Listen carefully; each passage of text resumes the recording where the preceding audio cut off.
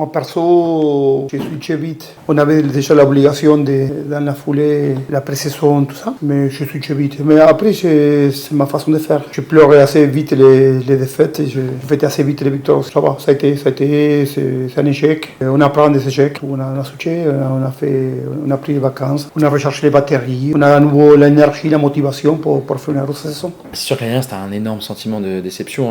J'en avais rarement connu des comme ça. C'était dur à vivre, dur à encaisser. C'était pas facile. On a eu une grosse déconvenue en demi à domicile. Mais on a essayé de savoir pourquoi, d'avancer. C'est le lot du sport aussi. C'est comme ça. Grenoble avait été plus fort que nous ce soir-là. Et voilà. Mais maintenant, on a une toute nouvelle saison avec des nouveaux joueurs, un nouveau groupe. Et on a des nouveaux objectifs. Donc on va essayer de les remplir, mais une saison c'est long, va pas falloir déjà se louper sur le premier match et le premier bloc, donc on verra ensuite par la suite. C'est sûr qu'il y avait la place, c'est sûr que certainement c'était notre place, mais à la sortie on n'était pas, pour plusieurs raisons. Et chercher pourquoi on n'a pas été capable d'aller à Toulouse faire la finale. Il y a deux choses. Une c'est très bien, la demi-finale c'est énorme, on a envie de regoûter, et on a encore l'appétit pour aller chercher plus que ça. Je crois qu'on a un groupe assez intelligent pour ne pas commettre deux fois, je ne dis pas les mêmes erreurs, mais on a l'expérience déjà de vivre ces moments-là qu'on n'avait pas l'année dernière. Oui, alors maintenant c'est sûr que ça a été digéré, je suis passé à autre chose, je pense, moi individuellement et l'équipe surtout collectivement. On a fait une bonne préparation avec de nouveaux joueurs, de nouveaux visages, ça fait du bien de voir de nouvelles têtes, c'est toujours le lot de ces prépas. On a fait un bon stage, donc maintenant on n'a qu'une envie, c'est de démarrer le championnat et de rentamer sur une nouvelle saison. Alors pourquoi Aix? Ça s'est fait relativement tôt. J'étais très bien à Biarritz dans le vestiaire et tout ce qui était sportif. Il y avait une ambiance autour qui était un peu bien plus compliquée. Donc Aix m'a appelé assez rapidement. C'est vrai que moi, ça m'a toujours tenté parce que c'est un club depuis des années qui chaque année monte les paliers intelligemment. C'est fait, on sent que c'est fait dans les règles de l'art. Donc quand ils m'ont appelé, ça a été quand même facile à prendre comme décision parce que bon, ma famille est de Béziers, moi je suis de Montpellier, ça faisait 2 ans que j'étais à Biarritz dans un contexte pour évoluer où c'était pas évident, donc on avait envie de se rapprocher et de jouer le haut, quoi. Donc j'étais parti à Biarritz à la base pour ça. Je sais que la première saison, je crois qu'on est troisième ou second ex-aequo à la phase aller, après on s'écroule. Donc moi je quittais Carca où je sortais d'une saison où on venait de se qualifier, ça m'emmerdait un peu de pas regoûter à des phases finales, donc en venant à Aix, je vois la saison dernière, j'espère que ça devrait continuer. Moi, depuis quelques années, il y a quelque chose que c'est non négociable pour moi, c'est recruter des bonnes personnes avant tout, des bons mecs. Ils donner une plus-value rugbystique.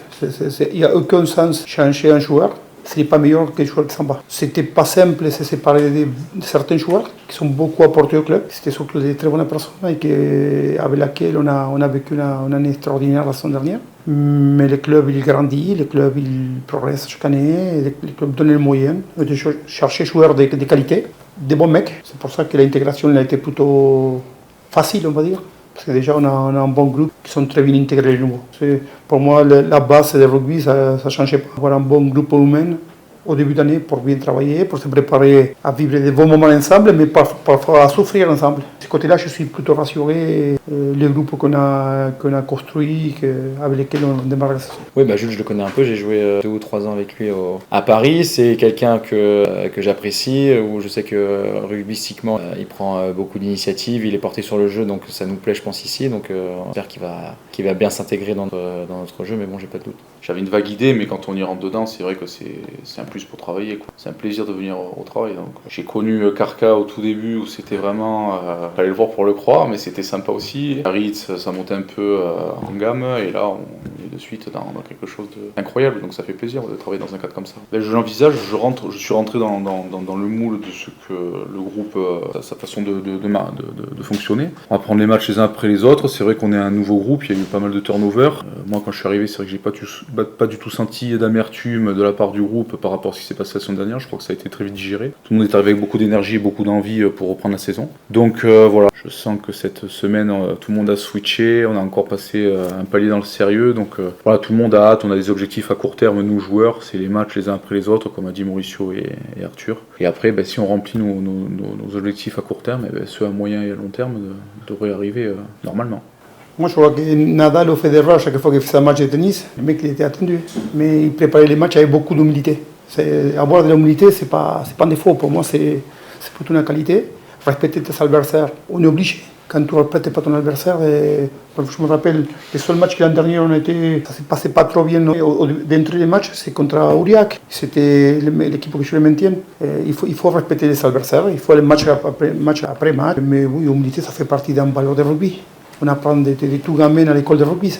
On a un statut assumé, on va l'assumer, mais il ne faut pas oublier d'où on vient. Oui, ça s'est bien passé, mais on n'a fait qu'une phase finale dans l'histoire de notre club. Même si avec le recrutement qu'on a fait, avec l'équipe qu'on a, on va être attendu, on le sait. Mais on se prépare, les joueurs ils le savent, le staff le sait. On ne va pas se cacher, on va l'assumer ça. Non, il n'y a pas de préparation spéciale. C'est sûr qu'on a tous vu à la sortie du calendrier qu'on avait un début de championnat, comme tu dis, copieux. Mais si on prend un peu plus de recul, au final, on jouera tout le monde à l'extérieur et à domicile. Et que, comme l'a dit Mauricio avant, on n'a pas forcément d'objectif préétabli après 1, 2, 3, 4 matchs. Mais on sait très bien que dans tous les cas, dans un championnat aussi serré que celui-là, il faut bien partir. Et c'est hyper déterminant pour la suite de la saison. C'est quelque chose qu'on avait bien réussi à faire l'année dernière. Dès qu'on prend le bon wagon et qu'on est dedans, c'est toujours plus simple d'y rester après. Donc c'est pas une fin en soi non plus. Donc il n'y a pas forcément de préparation spéciale de se dire on va à Grenoble, on reçoit Oyo, je sais pas. Nous pour l'instant notre focus il est à 100% ce week-end sur la réception d'Agen et rien d'autre. C'est surtout qu'on n'a pas trop le temps de s'éparpiller. La saison est longue, mais elle passe vite. On a des matchs tous les week-ends.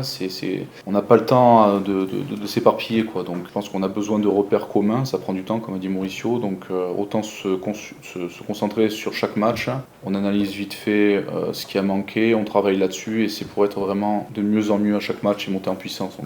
Donc c'est juste pas une pression de résultat, mais c'est un processus pour arriver au résultat, en fait. C'est pas l'objectif du président, c'est l'objectif du club. C'est parce que c'est l'interlocuteur, mais c'est l'objectif de construire avec les joueurs, avec le staff et avec le président. C'est pas un joueur le dire devant les supporters, c'est pas le staff, c'est plutôt le président parler ça devant les supporters. Mais c'est pas l'objectif du président, c'est l'objectif du club.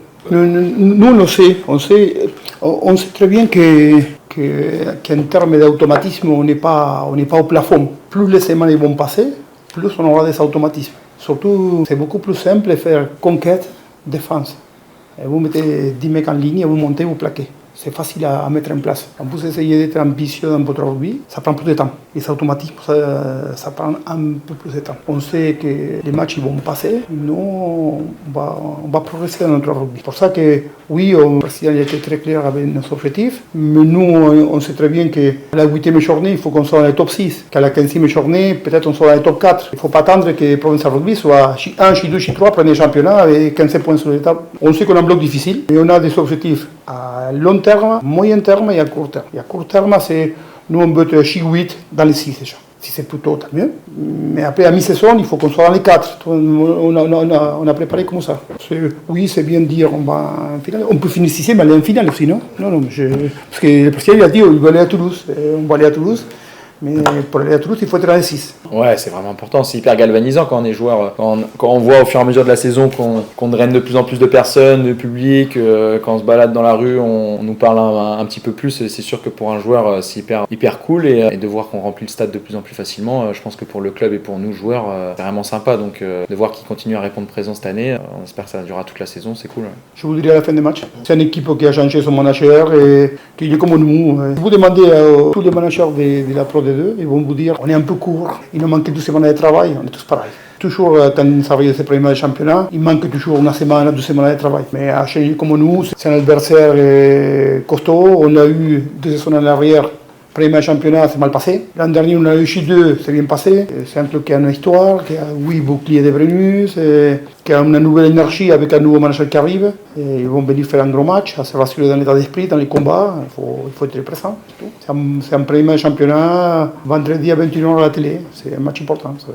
Bah après ça c'est des démarches qui sont, je sais qu'il y a des clubs qui mettent ça collectivement, notamment sur les centres de formation, etc. Après c'est des démarches individuelles, mais après moi je suis bien dans mes baskets, je suis bien dans ma tête, mais c'est sûr qu'une aide psychologique des fois ça peut faire énormément de bien, c'est sûr. On est dans un monde professionnel avec des besoins de résultats, ça peut faire du bien.